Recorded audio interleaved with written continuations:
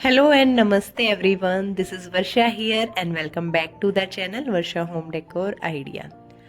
हमें मिल गया है एक न्यू अकोमोडेशन। आपके बहुत सारे सवाल होंगे और मैं भी आपको बहुत कुछ बताना चाहती हूँ कि मैंने बीच में 3-4 महीने वीडियो क्यों नहीं डाली थी। पहले देख लेते हैं जो हमें क्वार्टर मिला है वो कुछ ऐसा दिखता है। अभी सामान हमने शिफ्ट कर लिया है थोड़ा थोड़ा, जिस भी एरिया में मुझे उसको रखना था उस एरिया में सिंपली मैंने उसे रखा है। हम लास्ट अगस्त के फर्स्ट वीक में यहाँ पे शिफ्ट हुए थे और इसको डेकोरेट करते करते, इसको अरेंज करते करते मुझे 1 महीना हो गया है।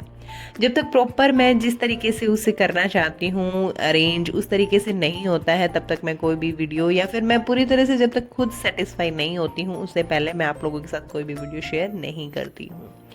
बिल्डिंग वैसे ठीक है, पेंट हुआ मिला है और जो चीज़ें हैं थोड़ी बहुत वो भी मतलब ये कहूँ कि नई लगी हुई है, बट सिंपली बहुत कमियां थी इस क्वार्टर में जो खुद से मैंने पैसे डाल के यहाँ पे लगवाई है। लाइक यहाँ पे कहीं भी ना कर्टेन रोड नहीं दिया हुआ था, सिर्फ विंडो को छोड़ के कहीं भी डोर पे और एक्स्ट्रा कहीं भी नहीं दिया हुआ था। सिंपल 3 ही रोड इसमें लगाए हुए थे।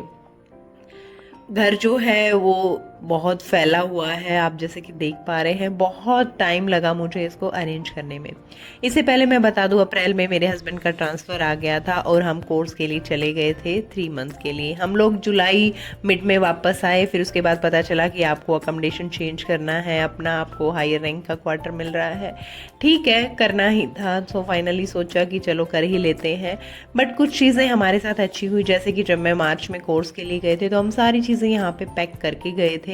आसानी हुई हमें यहाँ पे, सिर्फ हमने सामान आके खोला नहीं और जब हमें ये मिला 15 दिन के बाद तो हमने यहाँ पे अपना सामान शिफ्ट कर लिया। But shifting is not very easy friends. Shifting में इतना मुश्किल है, शिफ्टिंग करना जितना मुश्किल नहीं है, उसके बाद उस सामान को अरेंज करना एक नए स्ट्रक्चर में वो बहुत ज़्यादा मुश्किल है। बस जिस सेक्शन का सामान था ना, मैंने सबसे स्टार्टिंग यहीं से करी कि जिस जिस सेक्शन का सामान था, लाइक कबर्ड में था तो मैंने कपड़ों को सभी को कबर्ड वगैरह में रख दिया है। जो लिविंग एरिया का था उसको लिविंग एरिया में, किचन का किचन में, कुछ इस तरीके से।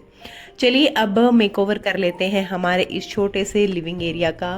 क्वार्टर जो है वो ग्राउंड का है, पीछे काफ़ी जंगल है, यानी कि कोई भी बिल्डिंग नहीं है, पूरा सिविल एरिया टच होता है वहाँ पे। पूरा घास वगैरह काफ़ी, क्योंकि बारिश का सीज़न है, घास वगैरह जो है वो काफ़ी बढ़ी हुई है यहाँ पे। करेंगे धीरे धीरे, खुद ही करना पड़ेगा। आप सारी चीज़ें उनसे एक्सपेक्ट नहीं कर सकते हैं कि वो आपको सारी चीज़ें यहाँ पे करके देंगे। बट ठीक है, कुछ चीज़ें जो आपको मिल जाती हैं उतने में ही खुश होना चाहिए, बाकी थोड़ा बहुत एफर्ट हम भी डाल सकते हैं।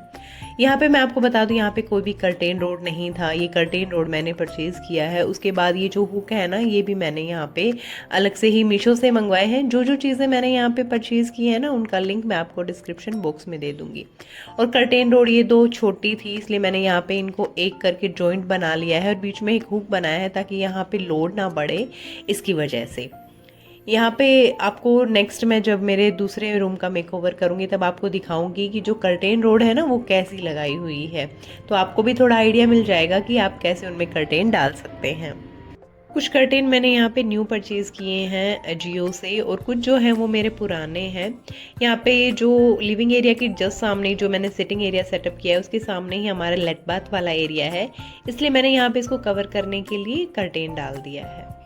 अब ये है हमारी जस्ट वॉशरूम के सामने वाली जो वॉल है, ये छोटी दीवार थी, मैंने सोचा क्या ही लगाऊं इसमें। मैंने ये फ्रेम परचेज़ किए हैं मीशो से।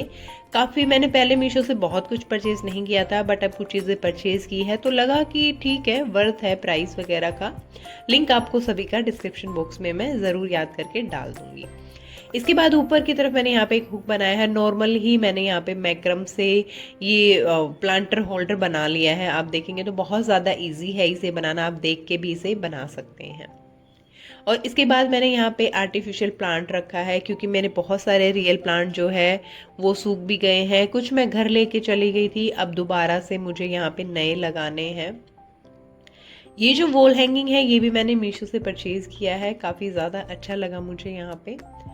ये जो फ्लावर्स हैं ये मेरे पास पुराने दिए हुए हैं। अब यहाँ पे मेरे पास ये एक की चेन होल्डर था और मैंने यहाँ पे काफ़ी टाइम पहले एक नया की चेन होल्डर परचेज़ किया था विशाल मेगा मार्ट से। अब मुझे लगा कि इसका मैं क्या ही करूँ।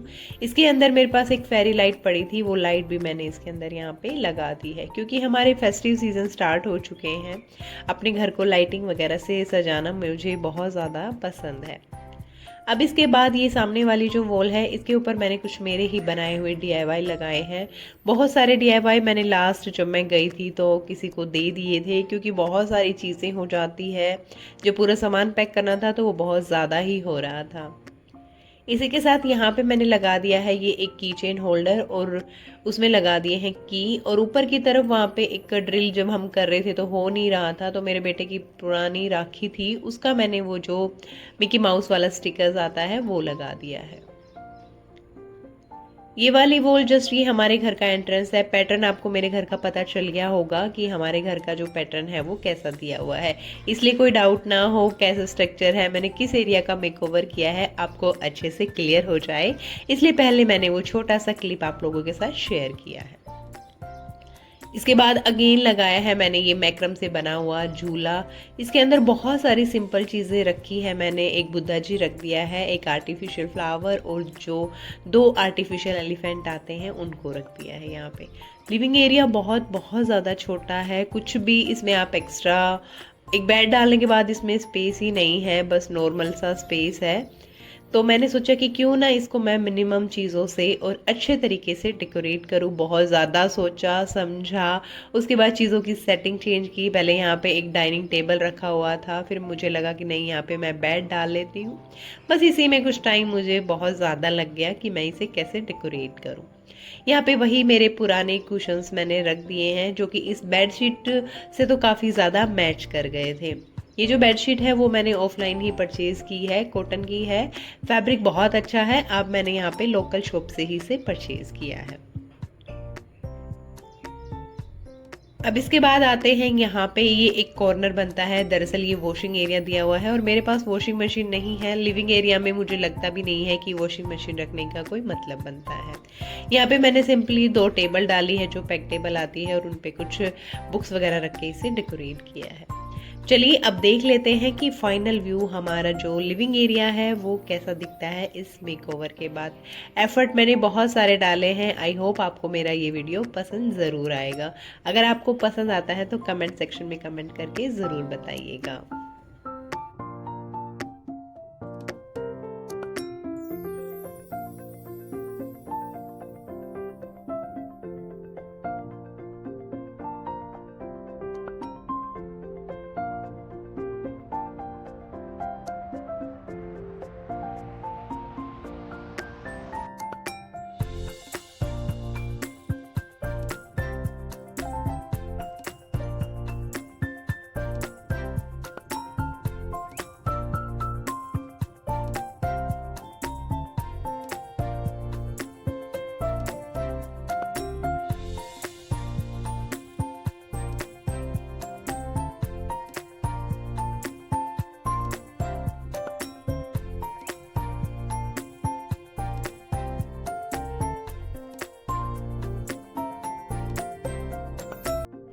थोड़ा सा डिले हुआ है चीज़ों में क्योंकि काफ़ी चीज़ें मैंने ऑनलाइन मंगवाई है, फिर उसके बाद ड्रिल करना है, हस्बैंड के पास भी टाइम नहीं था, तो ऐसा करके थोड़ा थोड़ा करके ना चीज़ों में बहुत ज़्यादा टाइम लग ही जाता है।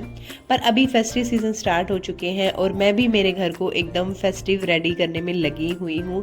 अभी काफ़ी ज़्यादा मेकओवर मैं आप लोगों के साथ शेयर करने वाली हूँ। किचन का है, अगेन मेरा जो दूसरा रूम है उसको मैंने लिविंग एरिया में कन्वर्ट किया है, वो भी वीडियो मैं आप लोगों के साथ जल्द ही शेयर करूँगी। तो आप मेरी वीडियो को देखना बिल्कुल भी ना भूलें। और अगर आप मेरे वीडियो को पहली बार देख रहे हैं तो वीडियो को लाइक कीजिए, शेयर कीजिए और मेरे चैनल को सब्सक्राइब कीजिए। चलिए फिर मिलते हैं आपसे एक नए वीडियो में। Till then take care, bye bye.